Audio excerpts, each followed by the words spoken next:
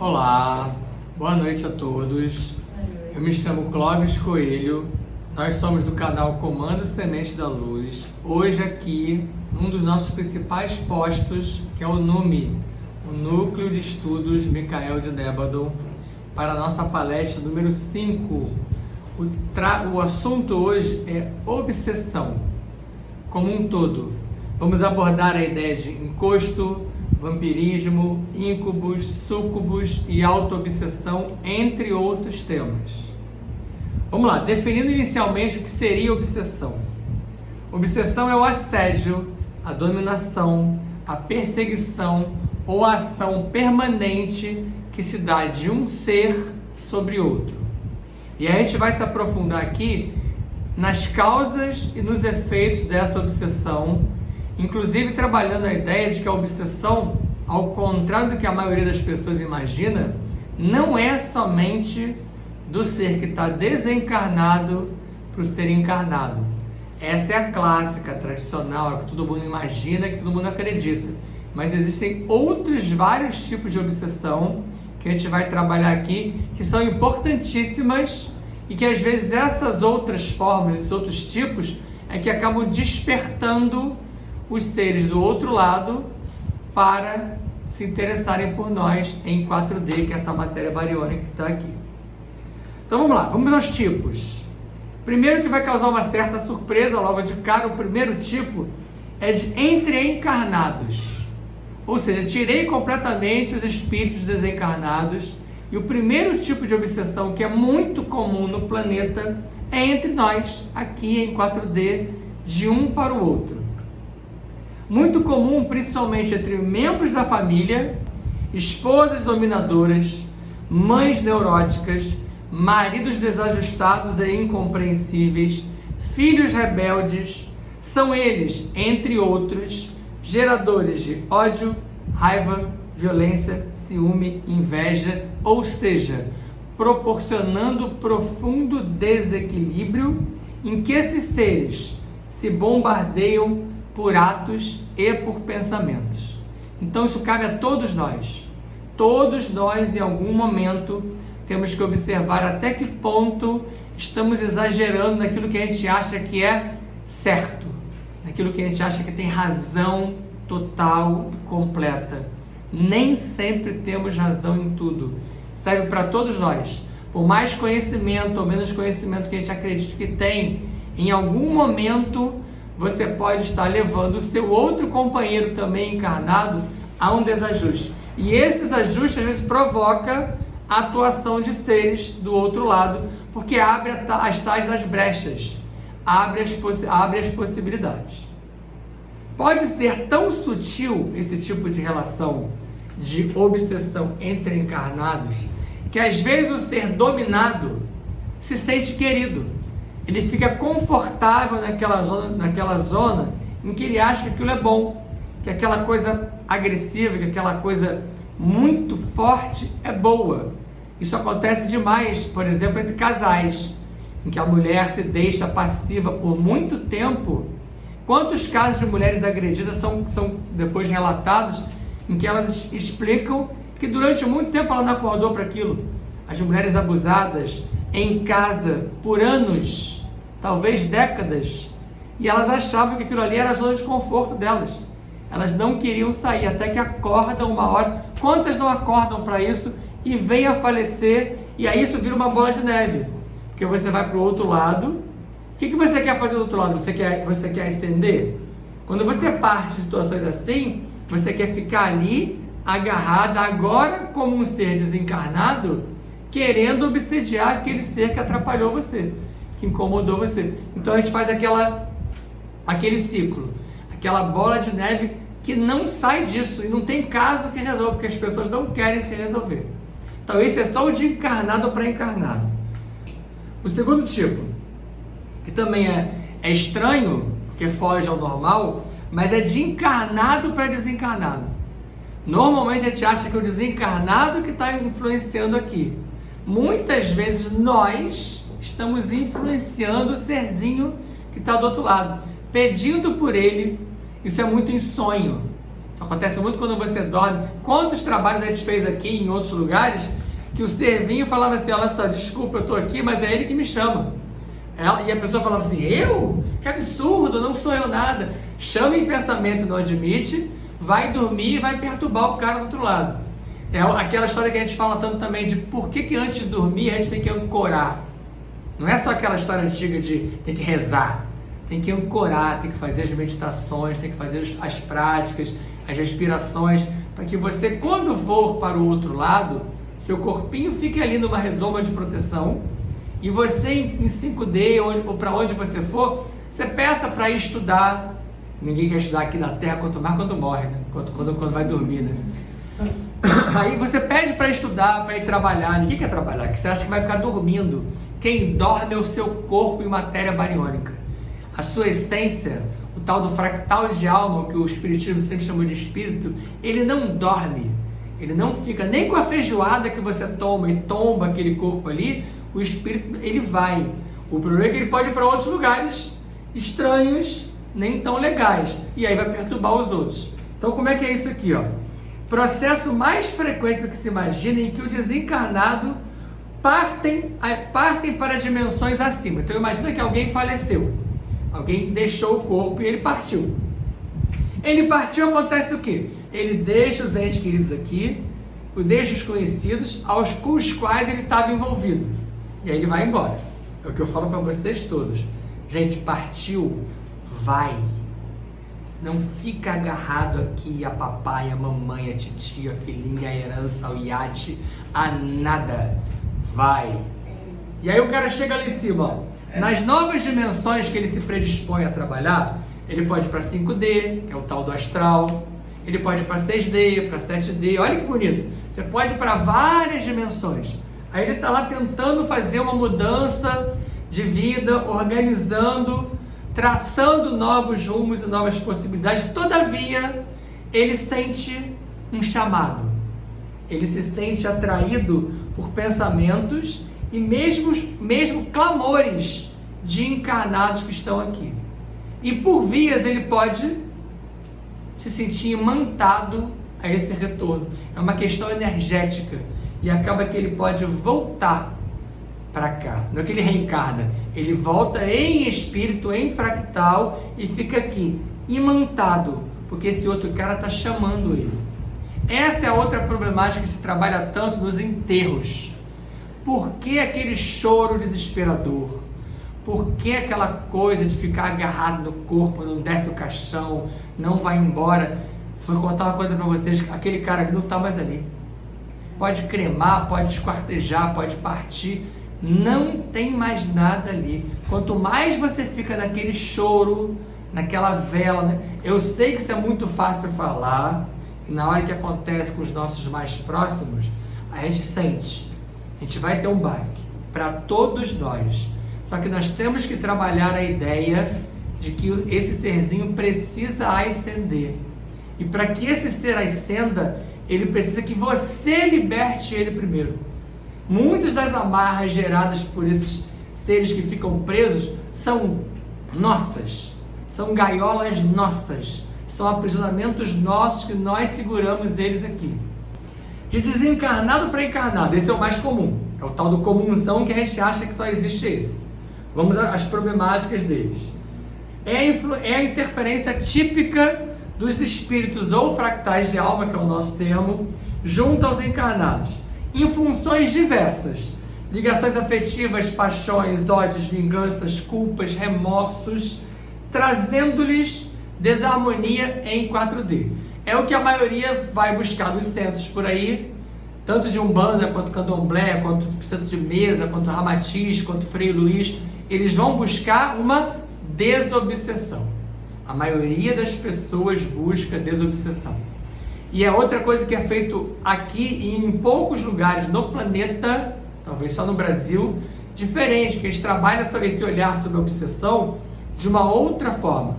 Tanto que o nosso foco aqui é a desobsessão coletiva, que visa não só as nossas questiúnculas, mas o planeta. A ideia da coisa mais global, tentando atingir a todos, ao bem comum, não as minhas querelas, as minhas questiúnculas, que são pequenas perante a questão planetária. Então esse ser do outro lado, tem uma vantagem sobre o encarnado, que é qual? É a invisibilidade. Ele não é visto, o cara em 4D está sendo visível. Mas em muitos casos, a única vantagem é essa.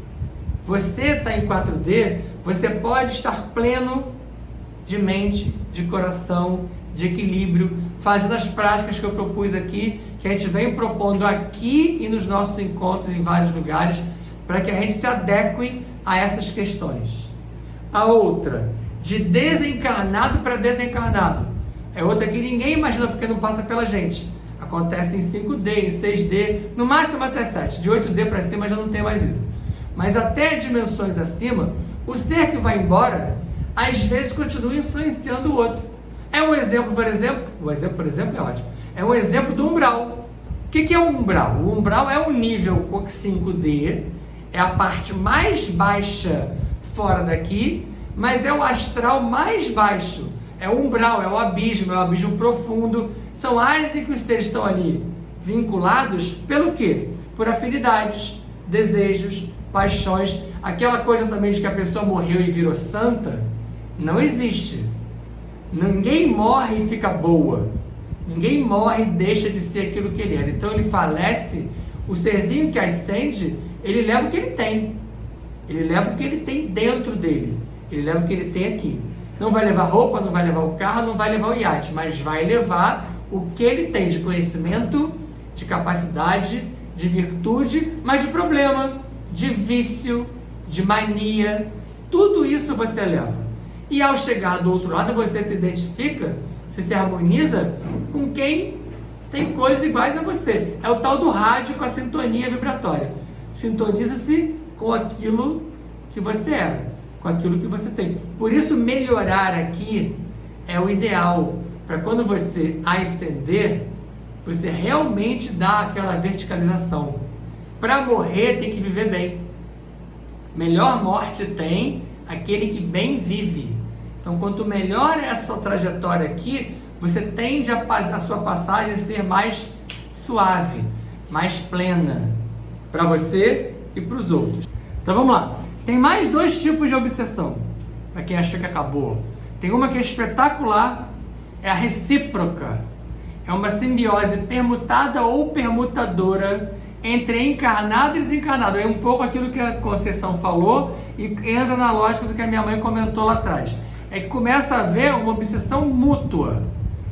Pode começar, pode haver primeiro uma obsessão do desencarnado para o encarnado, mas isso começa a virar um toma lá da cá. Ou o inverso. Começou do encarnado para o desencarnado e ambos passam a se obsediar. Isso pode, inclusive, ser levado para as outras existências.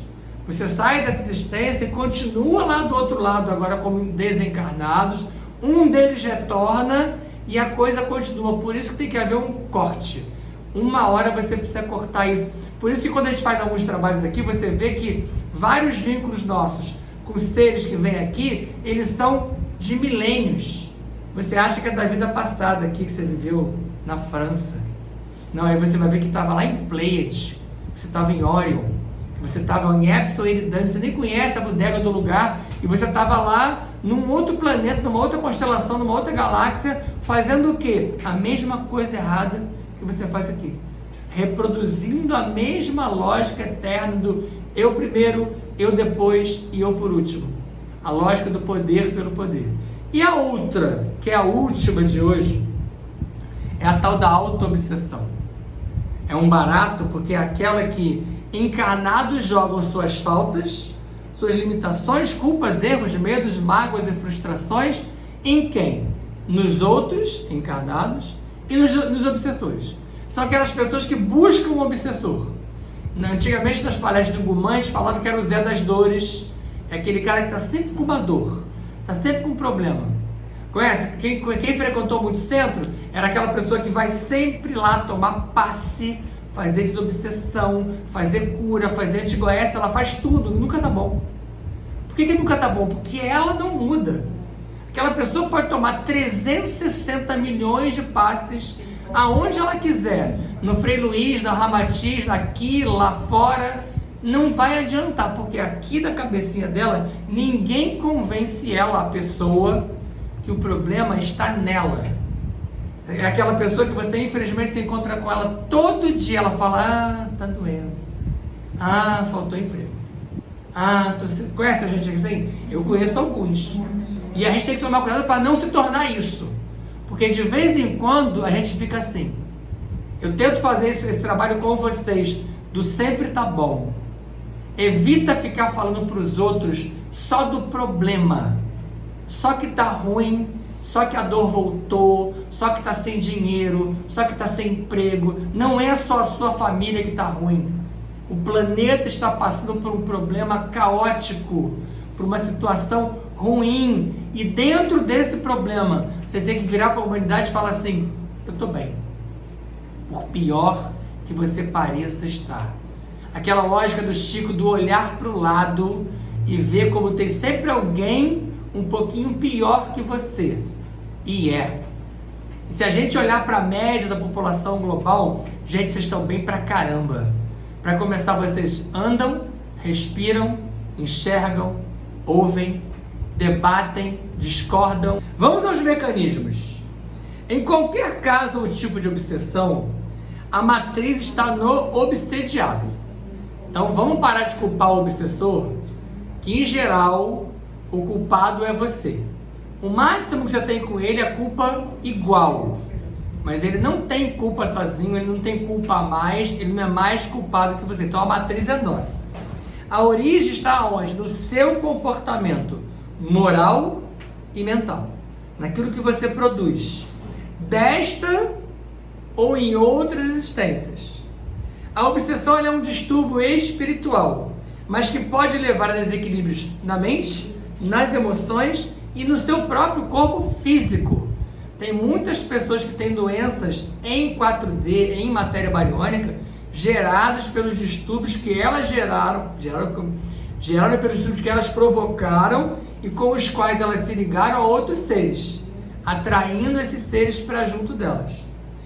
Um fator predisponente para a obsessão são os débitos do nosso passado espiritual. Só que nesse ponto é importante ressaltar uma coisa. Nós temos a nossa mente culpada por existências pregressas com problemas. Ok, o Dalton até já falou um pouco sobre isso aqui. Mas não é só isso que a gente tem que se basear. Muitas pessoas, inclusive de religião, sobretudo do meio espírita, adoram colocar culpa nas muitas existências. E vem naquela roda de samsara eterna, indo e voltando, e isso é mais uma matriz de controle plantada para nós. Nós não estamos aqui para retornar para sempre. Infelizmente, essa coisa que ensinaram para vocês, que a ideia é voltar, bate lá e volta, não, a ideia é bater lá e subir. É você ascender. Por isso, além da mente culpada, tem a mente hologramada. Nós temos uma mente cheia de hologramas, inclusive de hologramas reencarnacionais, que foram plantados na gente sobre encarnações que você não teve e você acha que teve. Coisas que você não fez e que você acha que fez. Como aquela culpa eterna que a gente se coloca de ter crucificado Jesus, jogado pedra na cruz, ter feito mal a fulano e ciclano no passado. Fizemos em parte. A outra parte é montada para que você fique sempre querendo voltar para cá. Você tem sempre uma dívida com algo ou com alguém. Não tem. Que essa seja a sua última estadia nesse planeta em superfície. E que você depois daqui vire um foguete e ascenda. Porque para cima da 4D tem muita coisa para ser feita. Os trabalhadores espirituais das sombras, que nós chamamos vulgarmente de obsessores. Vamos ver como eles são, porque tudo a gente acha que é obsessor igual. A gente trata o obsessor como um ser bobo, encostado, que está ali para aproveitar uma energia. Não é bem assim. Eu vou dar pelo menos 3 opções de obsessor para vocês. Os obsessores agem por conta própria. Essa é a opção 1. Eles são sozinhos, eles cumprem trabalhos e missões vingativas deles, ou aceitando ser instrumentos da desforra de outros. Essa é a segunda opção. Então eles já fazem trabalho de terceiros. Quando você vai a muitos centros, eles falam, você é contratado, é por você ou é de terceiro? Então às vezes é um contratado por outro ser para fazer aquele trabalho. Todo mundo acha que para aí. Só que o outro lado, a outra opção, que é muito maior, ela se espalhou por isso, porque todo mundo acreditou naquele obsessorzinho pequeno, bobinho, não tecnológico, idiota e limitado. A terceira opção, antes da terceira opção, esses espíritos malfeitores em geral, eles revezam-se entre coisas sozinhas e em grupos, em crueldades e vinganças, mas muitos num trabalho organizado e incessante sobre os encarnados, tramando hábeis artimanhas com orientação técnica de experientes veteranos, outros seres que já estão do outro lado há mais tempo. E aí vem a terceira opção. Eles estão ligados em geral a grupos ou facções muito bem estruturadas e tecnológicas, aparelhadas em dimensões acima, muito melhor estruturadas do que nós. Não se iludam com a nossa tecnologia. A tecnologia mais moderna que você acha que você tem hoje aqui no planeta é pincel perto do que os seres têm do outro lado. E as próprias facções que eu acabei de citar, que a gente conhece aqui como ODN, Illuminatis, Cabal e entre outras, são grupos muito bem estruturados. Alguns são milenares. Alguns estão agarrados no planeta e controlam as nossas principais instituições, organizações e governos mundiais, instalados nas bases de controle geopolítico e religioso do planeta, como o Vaticano, como a ONU, como o FMI, como a OTAN e as principais organizações dos países membros dos principais grupos. Estados Unidos, Alemanha, Japão e China são todos dominados por raças extraterrestres ligadas à sombra. Então não achem que os seres do outro lado são meros obsessores comuns. Continuando. Íncubos e súcubos. Os íncubos são ex-maridos, ex-amantes, ex-casos de outras encarnações. Então, o íncubo com I tem vinculação ao gênero masculino. E o súcubo, com S, é ex-esposa, ex-amante, em geral, vinculado com o gênero feminino. Tá? Então isso é que a gente chama de íncubo e súcubo. É uma terminologia também do espiritismo, que a gente também trabalha no espiritualismo. No mundo dos espíritos, a afeição que dois seres se consagram na Terra, ela continua a existir, desde que originada a partir de verdadeira simpatia. Porém, se o que nós tivemos aqui nasceu e perdurou por causas meramente físicas, ao ir para o outro lado, isso cessa. Então as relações que a gente acha que são muito sólidas aqui, às vezes do lado de lá, elas são tênues e se desatam. No planeta, nós estamos hoje vivendo graves problemas de seres vinculados a esses íncubos e súcubos. São os nossos amores, amantes, casos mal resolvidos ao longo dessa existência e de outras, que muitas vezes voltam para nos cobrar. São as obsessões que às vezes a gente recebe aqui e que a pessoa identifica aquela pessoa como dela, como pertencente a ela, como profundamente ligada a ela, nessa encarnação, mas mais comum em outras, que você não lembra, e isso atrapalha o seu entendimento daquele caso. Antes de falar do afastamento do protetor, eu queria só esclarecer uma coisa, porque alguns termos são muito confundidos nessa questão. Alguns termos são muito confundidos nessa questão. Quando eu falo de protetor, é o mesmo que normalmente se chama de guardião ou anjo guardião. Tá? Cada nomenclatura, cada terminologia vai usar um ou outro. Protetor, guardião e anjo guardião é uma dos níveis hierárquicos da nossa família estelar. Nós temos outros seres que são os mentores, guias ou amparadores. Esse é outro. O seu guardião não é o seu protetor. Eventualmente ele até age para tentar te proteger, mas o seu protetor é um, seu guardião é outro. Perdão, o seu guardião é um, o seu mentor é outro. Mas em geral eles plantam em vocês as dicas que vocês melhor funcionam. E você acha que foi você que pensou naquilo. Fala. Mas aí surgiu a dúvida, o que a gente vem estudando, será que não podem ser lembranças de coisas que a gente já sabia?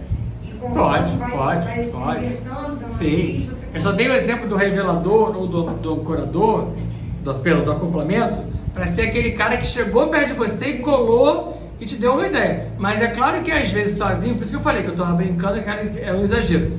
Às vezes você sozinho, com os estudos, com o aprofundamento, com a respiração e etc., você começa a ter acesso à sua memória sideral. E aí você brota com coisas que são suas uma vez que você se ligou a isso. O que eu quis esclarecer é que, como eu vou falar do protetor, para vocês não confundirem, e para vocês verem como é que a família estelar de vocês é gigante. Que vocês têm uma galera, uns protegendo, o outro dando ideia e o outro o tempo todo ali para tentar acompanhar o seu crescimento. Eu falei só de 3 níveis, que é o que dá para falar aqui, que nós sabemos que há mais outros, porque esses níveis são enormes. É muito suave isso aqui. A gente tem um tema que é só sobre isso. E aí a gente vai debater só sobre os dias espirituais. Vocês vão ver o tamanho da galera. Então aí ele só está citando hoje, porque não é o assunto, mas porque tem muita coisa para falar. Agora, esse afastamento do protetor, eu não entendi. Eu vou chegar lá. Não entrei nele, porque o tema foi esse, quando eu falei protetor, tanto que essa coisa eu coloquei por fora, eu coloquei depois, você acha que tá bom. Tá? Esses reveladores e acopladores, que é o terceiro nível que eu falei, são aqueles seres que eu falo tanto para vocês aqui no canal, que estão ligados a nós nos nossos projetos. Quando você volta ao planeta, tem um projeto para você. São eles que estão ligados a diversos grupos que trabalham com vocês. E as naves que eu cito, elas estão ligadas a esses seres. Então são seres siderais, a maioria de altíssima dimensão, e muitos de vocês são de altíssima dimensão. Vocês acham que são só isso aqui, mas vocês não são só isso aqui. O espírito protetor, você que perguntou sobre isso, ó, ele se afasta quando vê que os seus conselhos são inúteis e que mais forte é no seu protegido a decisão de submeter-se às influências dos espíritos inferiores. Ele se afasta, ele não abandona, ele não larga você, porque como eu falei em projeto, assim como você tem um projeto nesse planeta, o protetor também tem um projeto junto a você. Então ele não vai te largar. Mas tem horas que ele fala assim, quer saber? Eu estou atrapalhando. A minha energia não está deixando ele pensar. É a hora do exemplo que você falou. Queria umas férias enormes para fazer nada, ficou dodói. Eles fizeram o quê? Bota você ali para pensar. Em geral, a doença, a falta, alguma coisa que dói profundamente, é feito para você parar e via freio ABS, sentar e reavaliar a sua vida. Então, o protetor, ele se afasta. Mas ele não abandona você. Nunca abandona completamente. E sempre se faz ouvir quando percebe uma brecha que ele consegue brotar alguma coisa. Momentos haverá em que o protegido deixe de precisar do seu protetor. Quando ele atingir o ponto de poder guiar-se a si mesmo. Foi o que o Dalton falou ali agora há pouco. Quando a pessoa consegue se autogerir em todas as áreas, ele mesmo se bolha. Esse bolha é gerando uma bolha. Ele está gerando uma bolha de proteção permanente. É aquele cara que nada atinge ele. Uma ofensa não atinge, uma implicância não atinge, uma perturbação não atinge. É raro no planeta? É. Dá para fazer? Dá. Pasmem? Dá. Isso, porém, lembrem-se que eu estou falando muito de planeta, não se dá só na Terra. Nós não somos terráqueos. Nós estamos terrenos. Você está aqui agora. Você é originado de outro lugar. Hoje no planeta, dos 100%, 1% daqui. Os outros 99% são originados de outros lugares.